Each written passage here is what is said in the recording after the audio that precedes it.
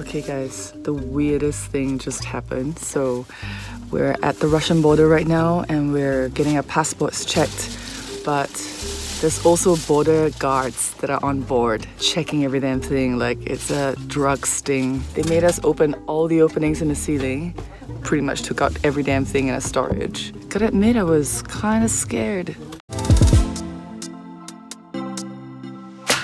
After traveling 30 hours on the Trans-Siberian from Ulaanbaatar, I have finally arrived in Russia. Now this is still in Siberia, which has the same time zone as Singapore. I'm now in the town of Irkutsk.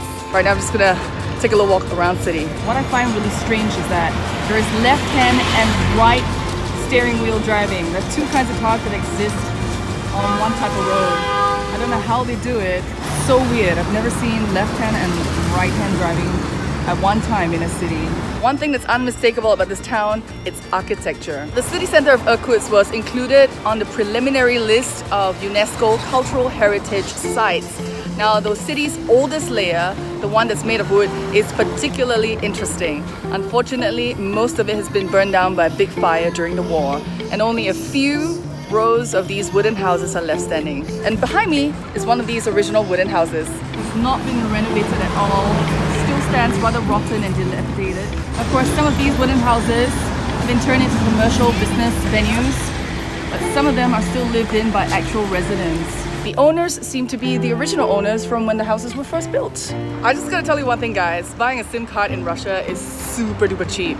I got a 5GB SIM card that allows me coverage all across Russia for 100 rubles. That's equivalent to 2 Singapore dollars. You wanna go with the telco named Tele2. You will need a photocopy of a passport to get a SIM card, but oh my god, the connection here is LTE all the way, baby.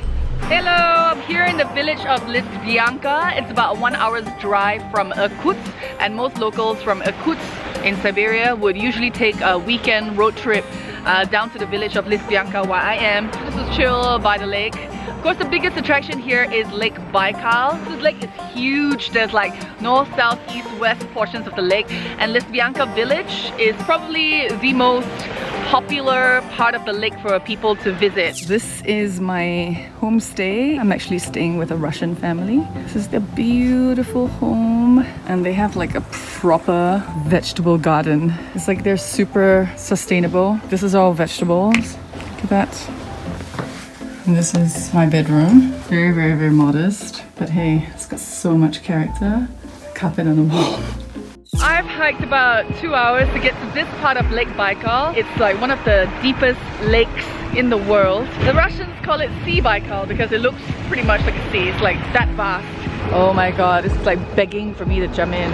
I wasn't planning to do it, but I felt like it's gonna be quite the crime to come all the way to Lysvyanka and be by Lake Baikal and not take a dip in the lake. Oh, there's so many fishes in the sea. Woo! It's cold. Oh my god, it's fucking cold. I think the water might have been like 10 degrees. And just like that, 3 days have passed. I'm leaving Irkutsk now on a 48-hour train journey to Yekaterinburg. I just want to say fuckity fuck my life. Managed to get myself booked on a train that does not have air conditioning, and this is gonna be a 48-fucking-hour journey. Thank goodness I had the sense to bring with me this portable fan and extra batteries, because the only way I'm getting air in is via this tiny little window that barely opens. I'm gonna show you what the toilet looks like. So male and female shared toilet. This is probably the grossest toilet I've ever seen. And you know what? This is the flush. And when you step down, it literally goes out to the railway tracks. Not a big fan of the water pressure though. Actually, there's none. You have to push this, and then this is the trickle you get. Brushing your teeth is a challenge. I tend to like just collect everything in a cup and then start brushing. So yeah, this is the Russian train for you. Not a big fan of it. I really don't mind not having air conditioning in this cabin after all, because it gets really cold. I mean, we're traversing across Russia, and at night I found myself hiding under the blankets. This is the Russian dining cart on the Russian train. 12 more hours to go before we arrive at Yekaterinburg. This is off the menu. There was only like mac and cheese or sweet porridge for breakfast, and then I saw what the crew was having. I was like, I want one of that, and they made me this. Don't ask, don't get. Alright guys, I just arrived at Yekaterinburg after 48 hours on the train. I'm not prepared for the cold. It's 10 degrees Celsius right now and I'm freezing. I'm here just by the highway. I'm actually on my way to the Asia-Europe border. It's a must-do when you're in Yekaterinburg because this is pretty much where you can put one foot in Asia and one foot in Europe. No buses come here because it's literally by the highway, as you can see. There are no trains as well, but you can get a taxi. It's probably about 45 minutes from the city center and it'll cost you about 16 Singapore dollars or 800 rubles. I'm here at the Europe-Asia border. This is Europe. This is Asia. I'm like, Yeah. this is crazy. It's well worth the trip. If you're coming to Yekaterinburg, you gotta come here. Next to me, on the right, is the highway. It used to be known as the Great Siberian Road. In the past, Russian czars would kind of march their political enemies and criminals down this road to the farthest away spot from capital of Moscow, to a place like Siberia, and they will be in shekels making this long journey. If you take the Trans-Siberian Railway from Moscow to Siberia, that's only half the way through. They actually have to travel double the distance. So if you know me by now, you know that I'm into dark tourism. I travel the world to nuclear bomb sites, concentration camps and all that. I'm just drawn to dark things. Which brings me here, the biggest cemetery in Yekaterinburg, known as Shirokaya Rechka, or the Mafia Cemetery. During the drug wars in the 1990s, a lot of mafia members died. They're pretty much buried here in very over-the-top tombs. They usually have like actual photos of themselves printed on the tombstones. So I don't know who are mafia and who's not, but the indicator is if they died sometime in the 90s and they are young, high chances are they were probably caught in the drug wars. I don't know any history about the drug war, who does what and who fought with who.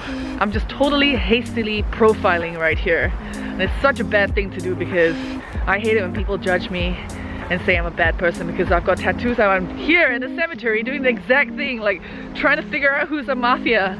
You know what? It doesn't really matter. This cemetery is beautiful. I mean, it's not scary at all. In fact, it feels really peaceful. Okay, final train. This one's going to Moscow. Super clean. This is like a new train for sure. Luggages go below. There's very little storage space, so you don't want to bring more than 1 or 2 backpacks. This journey to Moscow actually comes with food. I ordered some sort of pasta thing, and then they gave us this. Wow, it's super burnt to the bottom. The chicken is super mushy. It has zero flavor. Thankfully, I brought this little sauce from Japan. It's like a salad sauce. Dip this into the pasta. And I'm gonna add some chili. Just done with lunch. I'm just gonna make myself some tea. I bought this really nifty tea brewer slash tea bag in Finland. The ziplock opens at the top like that. And there are like tea leaves in there. I just poured some water in there, fill it up to this mark, and I'm just gonna let it steep for a while and then drink it. This is such a nifty thing.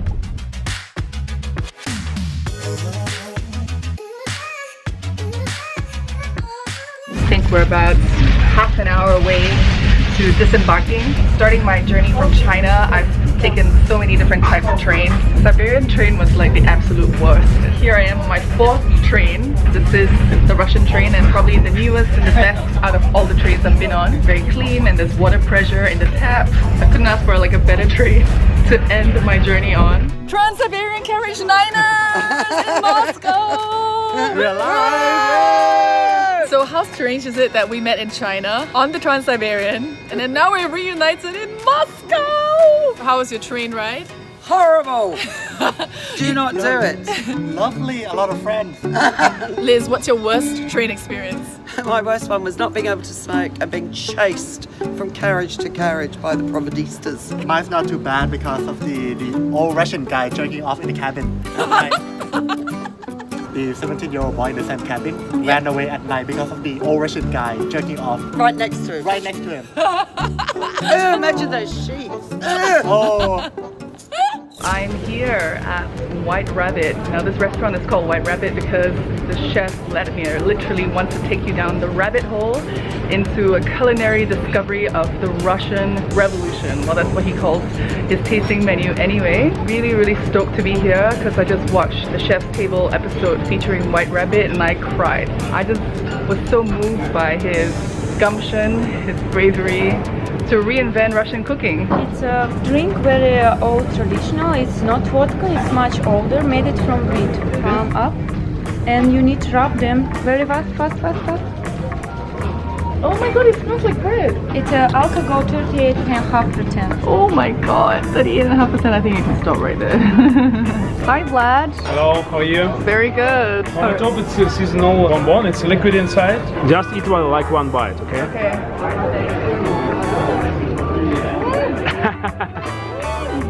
Oh my god, I'm so happy.